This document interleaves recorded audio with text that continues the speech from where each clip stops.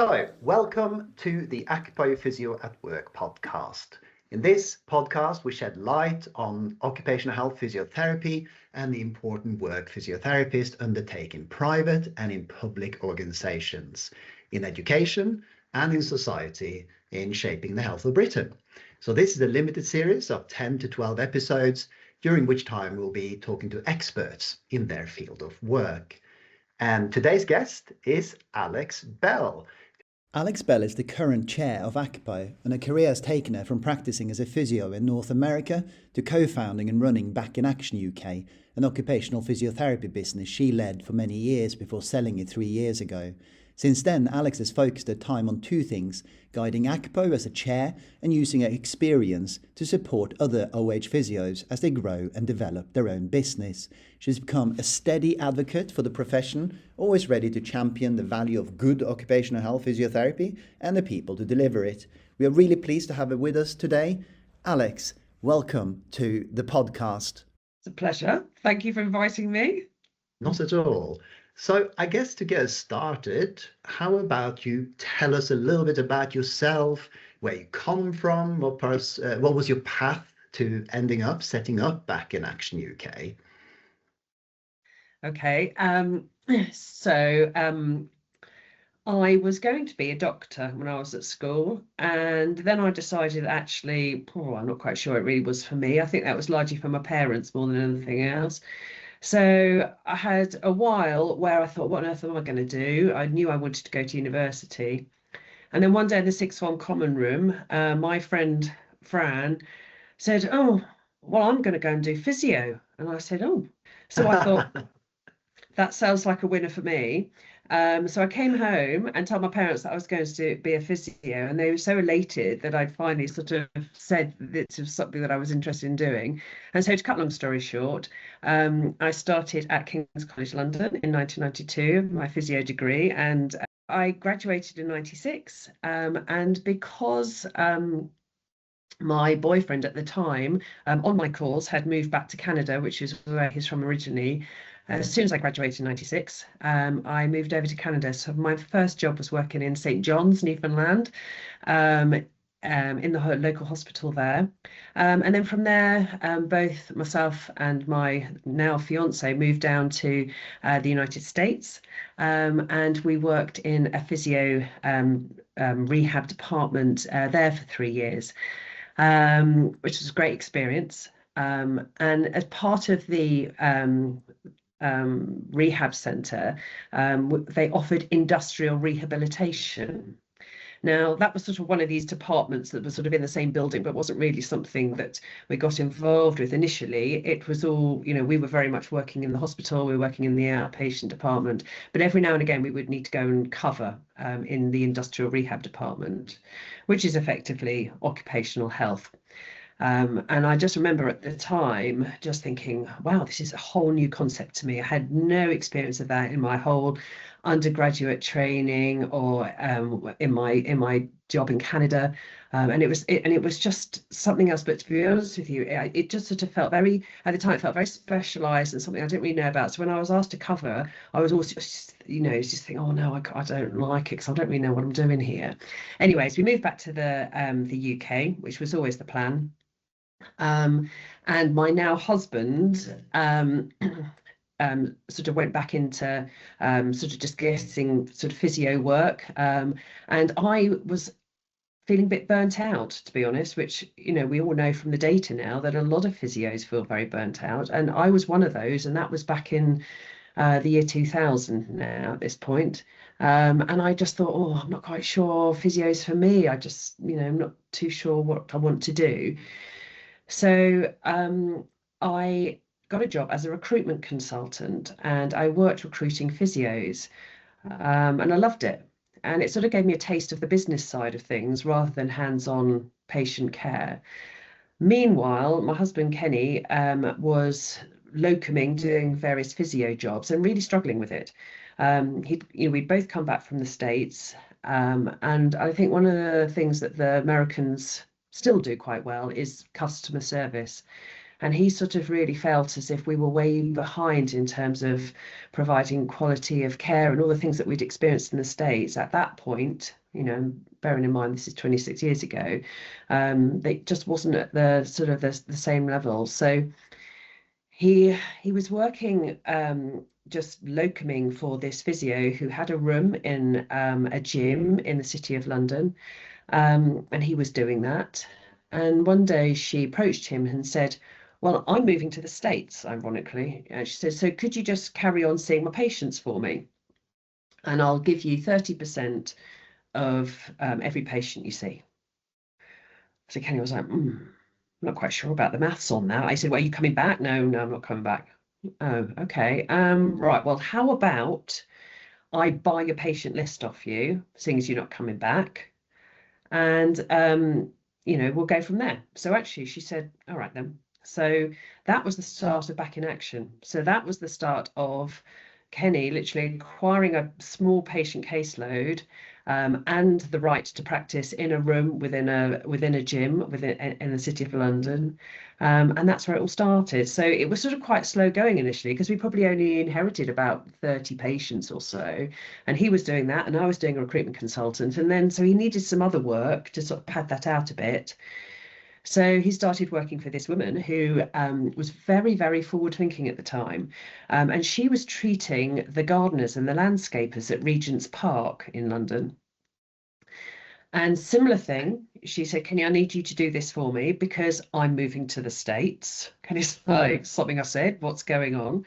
Are you coming back?" "No, I'm not coming back either." So again, he said, "Well, I'll buy this contract off you." And as I say, it was just being on site in the sort of this small little building right in the middle of Regent's Park. And so that was, if you like, the occupational health start of Back in Action, was treating the gardeners and the landscapers in Regent's Park. So for a long while, it was just Kenny doing the two things. How many people, how many gardeners were there in Regent Park?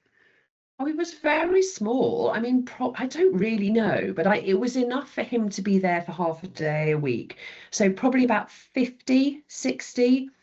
And it was so, at the time, it was so I mean, it was really massive forward thinking by the company at the time to be able to provide this service to their gardeners, and they quickly were able to see the benefits. So it wasn't long, because it was part of a bigger company, so it wasn't long before people were coming from elsewhere because they'd heard about the good things that Kenny was doing in terms of keeping these gardeners, these landscapers at work, getting them back to work, all these things that we know the benefits of occupational health physio.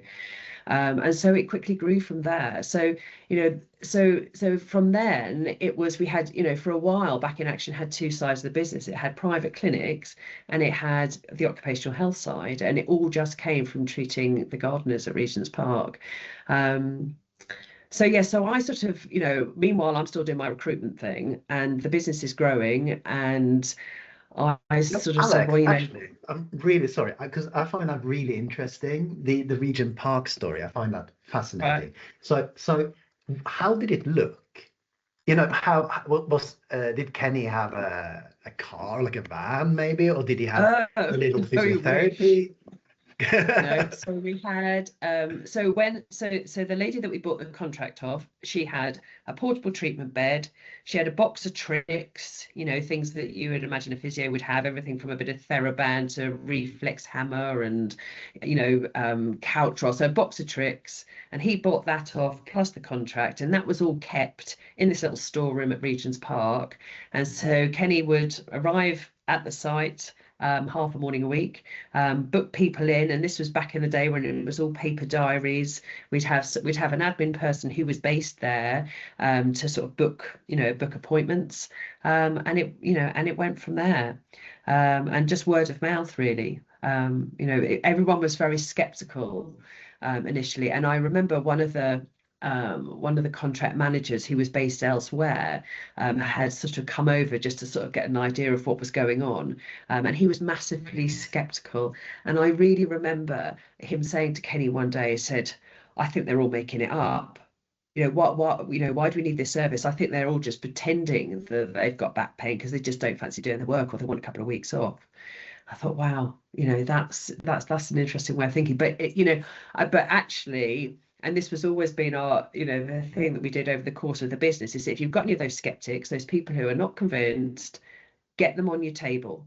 Because actually, obviously, if they need treatment, that is, but get them on your table, get them to see how the service works, let them experience the benefits. Because actually, of all the skeptics that we met along the way, we converted them, and actually they became our best friends, and they're massive advocates of the service.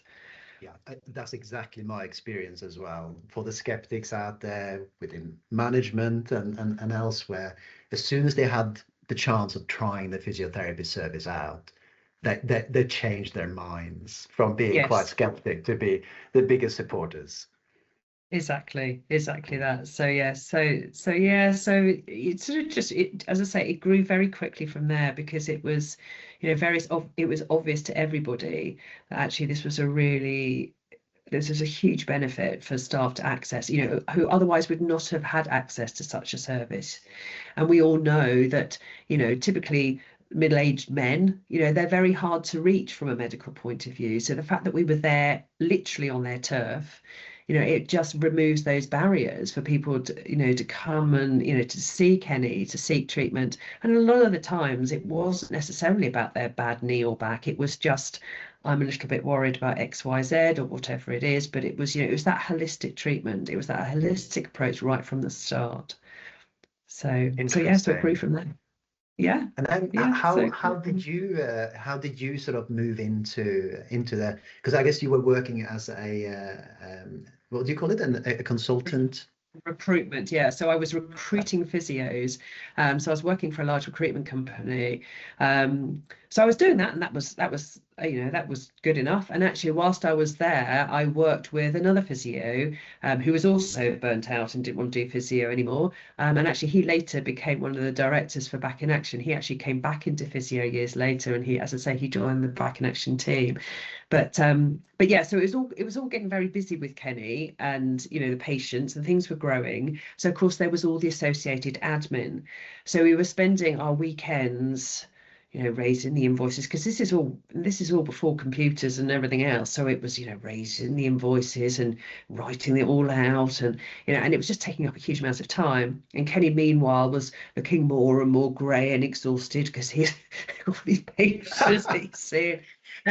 So actually it gets to the point where, what, let's just take a bit of a risk here. I'll stop being a recruitment consultant. I'll come and join the business. So sort of part of the deal is that I would need to come back into physio again. So I did a little bit of that, but I was already sort of tasting and realizing that, sort of doing all the sort of the finance admin and, all of that side of thing was much more appealing to me. I enjoyed that a lot more. So as the company continued to grow, I then completely stepped back from physiotherapy and just continued to sort of grow the sort of the managerial side of it. And then we started to take on more staff. And then sort of together we just sort of grew, we grew Back in Action, and for probably the first 13 years we had up sort of 5 private clinics in central London, which we then sold off, but we always had the occupational health side. So from 2014 up until when we sold Back in Action in 2023, then it was just occupational health physio, and that and that grew from there. It's very interesting. And in terms of like growth, how did that look? Did you advertise, or did people just come through word of mouth to contact you and say, would you like to be our physiotherapist on site with our company, or how did that work? Well, I think initially we were very lopsided. So we had it was all just very much growth from the gardeners at Regent's Park. And as I say, other, people from elsewhere within the company had heard what was going on. And I remember a real pivotal moment was when we had gone off to go and meet the senior contract manager for the whole of Westminster, who again was a really massively forward-thinking person, and somebody that I feel as if I owe a lot to. I worked with him as he was one of our customers for 25 years. Um, as I say, he was massively forward thinking. He'd seen what we did at Regent's Park, and we met with him and we had to do a pitch. And I remember being terrified because I've never really done anything like this in my life. And we did this pitch, and to him, and at the end he said, right, well, I want you to start up a new on-site physio clinic and serve all of the employees who work within Westminster. So Westminster, if you think about, this is a waste and recycling business, and so if you think about the number of employees that they've got in Westminster that service that, this was a really big contract for us to win. So that was really pivotal. And then again, it was just word of mouth. So we grew organically within that company. And as I say, I'm very proud to say that they are still our customer today, but it was all through organic growth. And that kept us busy enough, really. It was setting up new on-site clinics. I mean, now today, I think Back in Action has, maybe up to nearly 50 on-site clinics just for that customer alone. It's, it's across the UK.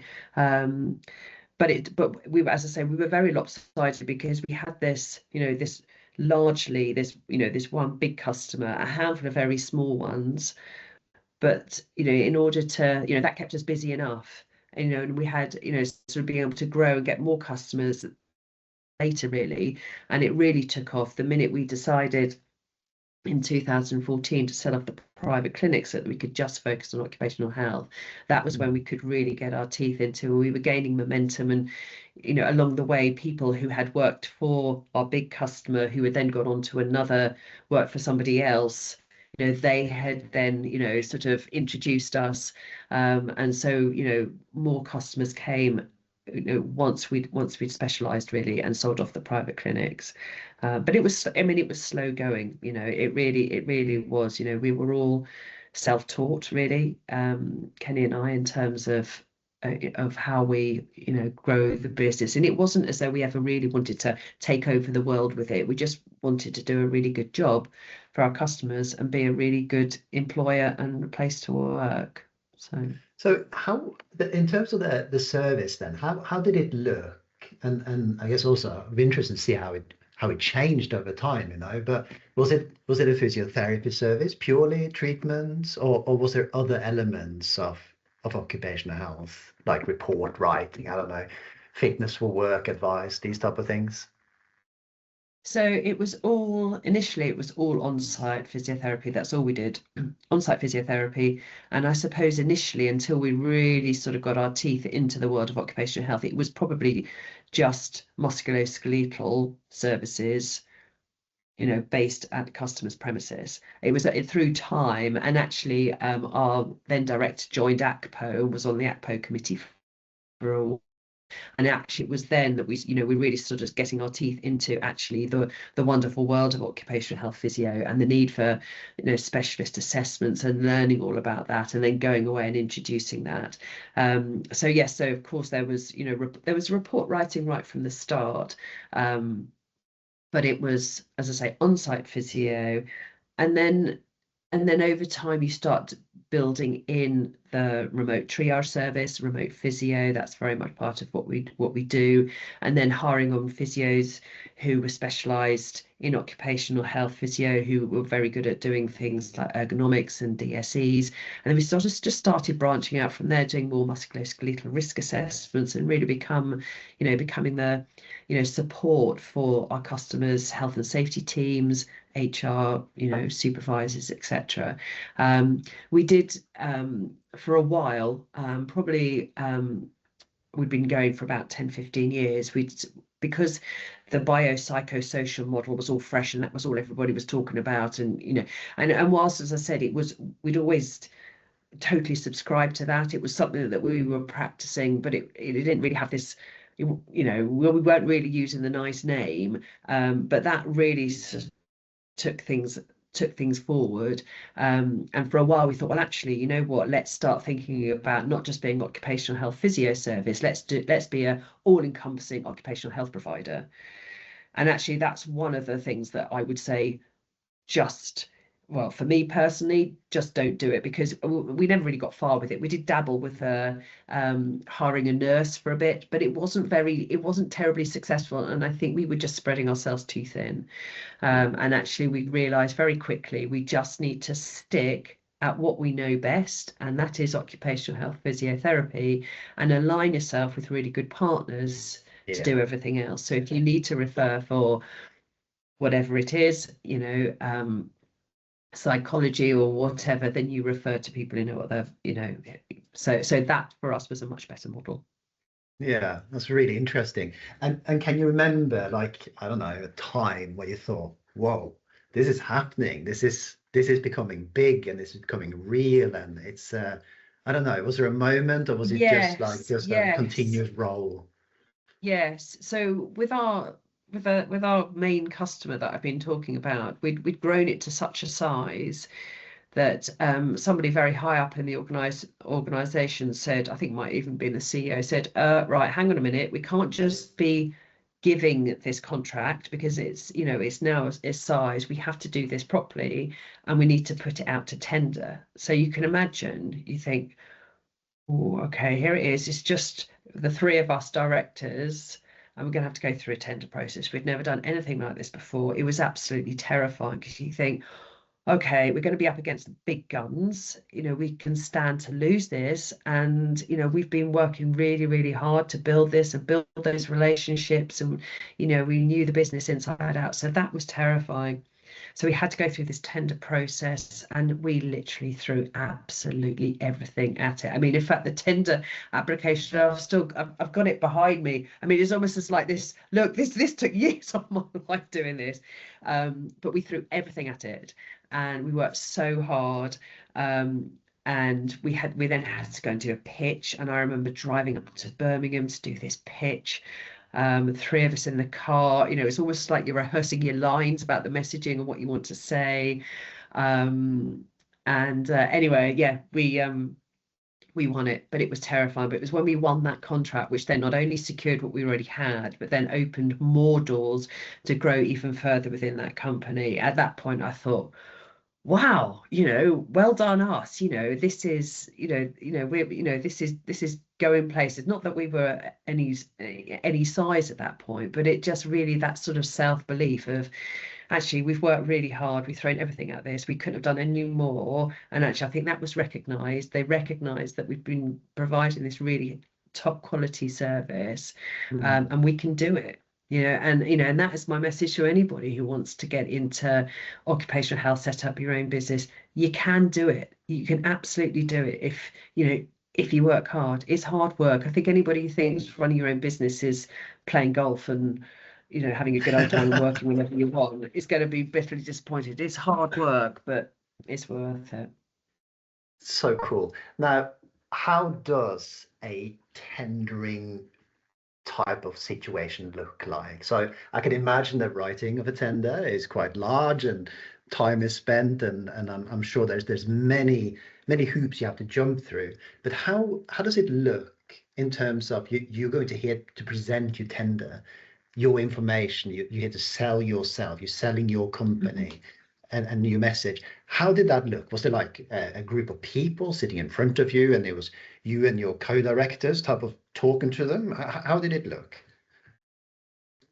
So a tender process varies depending on the client, the customer, what they want to achieve. But in my experience, most tenders, they either invite you to tender. So it's completely a sort of a paper exercise initially, where you're invited to tender. You express your interest. That gets acknowledged, and they almost have to accept your invitation. And then if they accept your invitation to tender, then they'll send you out a pack, which can be fairly short and sweet, or it can be massively extensive. So you've got to fill out this proper application, and that's where you've got that is the bulk of the work, because not only have you got to form your answers, work out what you want to say, what's your key messaging, what is it that's going to win this for you. But there's the whole costing element. And of course, you're going in blind because you're not quite sure where you're at. Are your prices right? Are you too much? Are you too little? How are we going to work this out based on the model that we're recommending? So that's quite a difficult exercise. And then a lot of tender applications will want policies. What's your policy on XYZ? So that's very extensive. And certainly in the early days, it was, oh, we don't actually have a policy on that one. Quick, right, we'll need to write up a policy on that one and make sure this is something that we can stick to and abide by going forward. So it's all of this sort of lateral work that happens as a result of that. So then that gets submitted.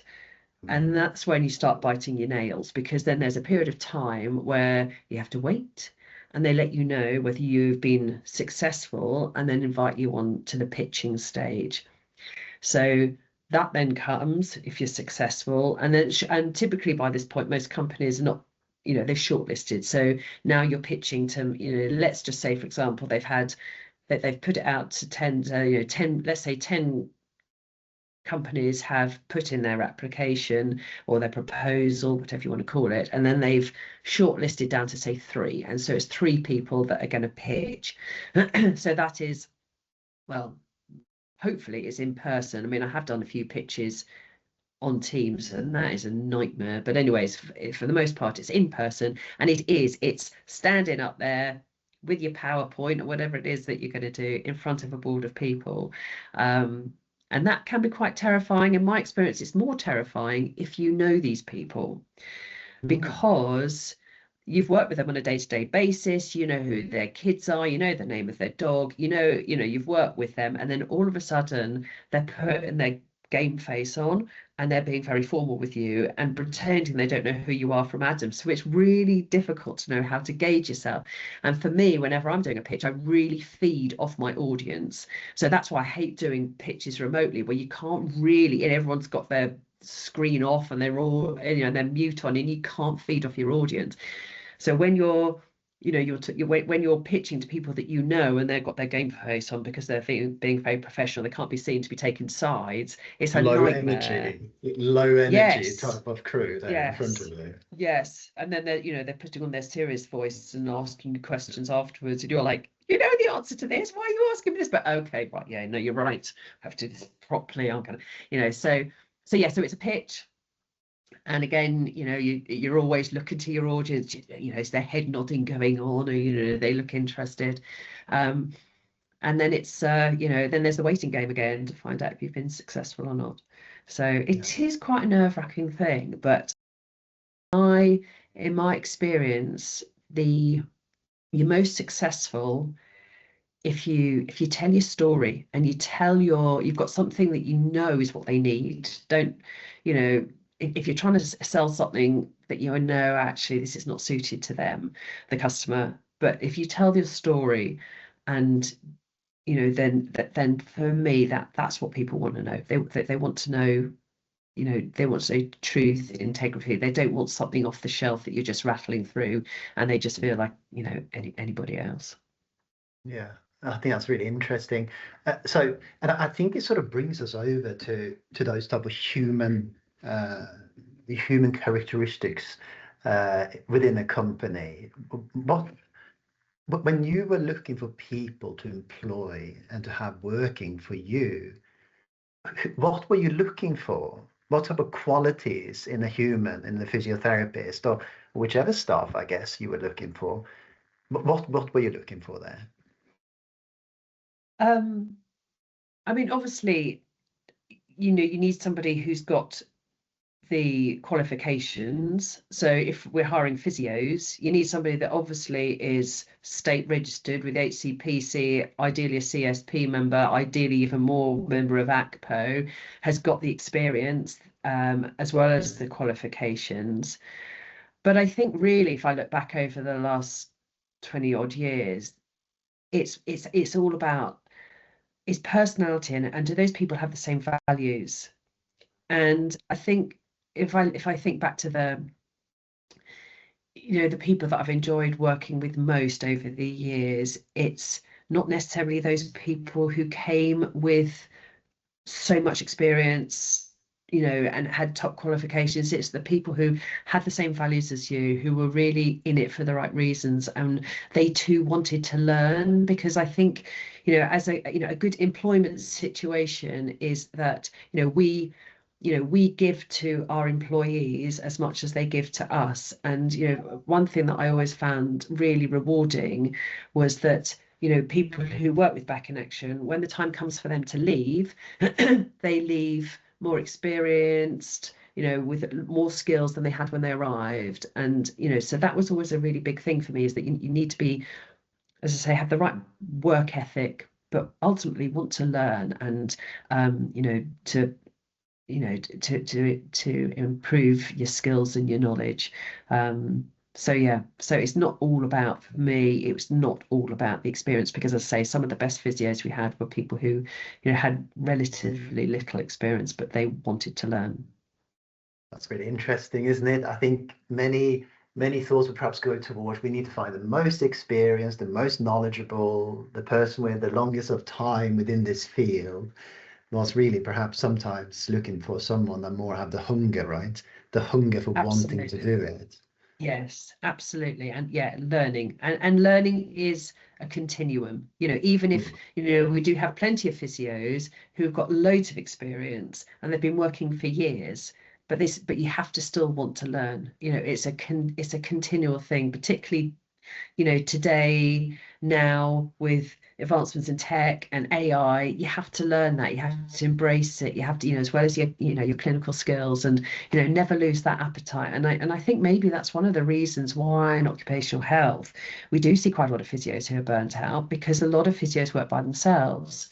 And when you work by yourselves and you're so busy, it's very hard to take time out to go and learn something new, to go and, you know, it's very difficult to do that. I remember someone saying to me years ago, you know, when was the last course that you went on, Alex? And you go, I can't even remember. Um, and so I think that keeping learning keeps you fresh, keeps you motivated, and I think ultimately can prevent you being burnt out. Yeah, that's really interesting. Fine. Now, I wanted to just very quickly go back, because I do want to finish off with some thoughts around advice to people that want to perhaps look at setting up their own occupational health physiotherapy company. And I Yes. think this has been really helpful, and I'm sure it's going to give people inspiration and insight on how they can go about it. But we do have so the next episode that we're hoping to do is to look at international physiotherapy in occupational health, you see. And when you mentioned, and I wasn't aware of it, that you have been in America and working within occupational health, I guess, industrial physiotherapy, was it? Yeah, well, back then they called it industrial rehab. I mean, they might still do, they probably still do, Yeah. but yes, it is ultimately what we call occupational health. How Yeah, how did that physio. look? How did that look in comparison to how occupational health physiotherapy looks in the UK? Very similar.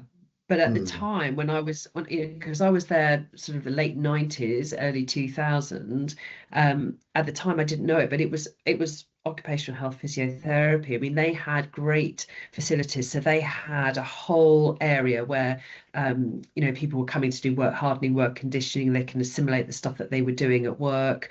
You know, they had a really advanced program. It was you know, it was way more than, you know, than we were doing at the UK at the time, and it was certainly something, as a relatively new physio, I had never experienced. Um, but yeah, it was great. You know, it was, you know, I know now, you know, very much over the last few years, together with the CSP, we've been really pushing the role of rehabilitation and the role that physios have within rehabilitation, specialist rehab, functional rehab. You know, how it's so important. But, you know, that's nothing new. But I mean, maybe somewhere along the lines, maybe because there are so many professions now who all sort of dabble in the world of rehab, maybe as physios we're not having a strong enough voice to say it's more just about doing a few squats and getting back to work. You need to see that physio who understands the importance of specialist rehab, functional rehab, to get you back to work and stay at work. Because I still think now, when people think getting back to work, everybody thinks work is sitting at your desk. And we know that the vast majority of people, they don't sit at a desk. And so, if you've got a job that requires you to stand up all day or bend over and move around, be physical, you need to be in good physical shape if you've been off work, and stay at work. And that's where physio has such an imperative role, in keeping people fit and well and at work. Yeah. Oh, that's really cool. Now, then in terms of any physiotherapists out there that are thinking maybe I want to go into occupational health, and perhaps even with view of setting up my own company, would you have any advice for them? Um, I would say the first thing I would say is, if you want to do it, you can do it. So have that self-belief. I think physios, when we know from when we've run the study days and listened to feedback from our members at ACPOHE, is that imposter syndrome is huge amongst our profession. And actually, I get it. I've had that too, but have that self-belief that you can do it. You've just got to have that passion. You just do it, know what you want to do, and have that self-belief. So I think that's the first thing. I think the second thing is go in with eyes wide open and know that you need to work hard. That, I think, comes with it comes with with any job, doesn't it? If you want to do well, but I think just be prepared to work hard, and don't take no for an answer. Actually, I mean, I've learned to become a bit of a pain, I think, actually, where when you've met with customers who said, oh well, I don't know if we're going to do this anymore, or whatever it is. Find a way around it. Be resilient. Keep fighting. Keep working for what you need, and particularly if it's that is what they need. And I think that is my other key bit of advice is, to me, in business, it's you've always got to do the right thing. You've got to build those genuine relationships. It's all about trust. Give them what they need. Do what is right for them. Don't do it because you're going to make more money out of it. That will come as a secondary. If you build those trusted relationships, if you're genuine, you want the best for them, then actually, the growth will come. But to me, that's probably the top tip. I've never had any proper sales training, but to me, it's all about building genuine relationships and really caring, whether that's for your patient individually, you really want them to get better, or whether that's for your customer, the company, and you want them to be able to achieve their health and safety targets, or whatever it is. You've just got to really care and give them what they need. And I suppose, for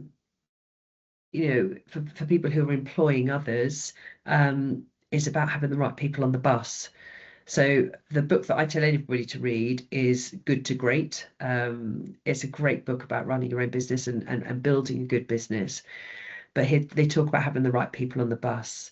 And I think really the success of Back in Action was its team, is having the right people who've all share the vision. They want, with what we want to do. And it's having those right people. And if I've made mistakes along the way, it's not getting the wrong people off the bus sooner.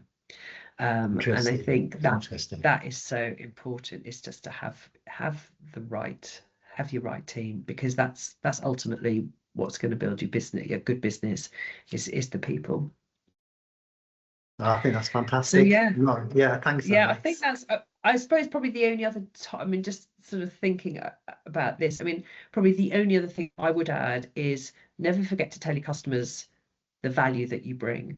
So whether that's every so often you're giving them a little bit of a freebie, whether that's your time, or you've found this great article that you think they might be interested in, or just don't undersell yourself. Don't give away too much. You're hugely valuable as a physio. So, don't undersell yourself, but give them little bits of value add every now and again, just so that they're constantly reminded what a great thing you're doing and what a great service you're providing. I think that's fantastic. Thank you. And we try to make a little theme there towards the end of each podcast. I'm trying to encourage people to give us an insight to what they think occupational health physiotherapy is.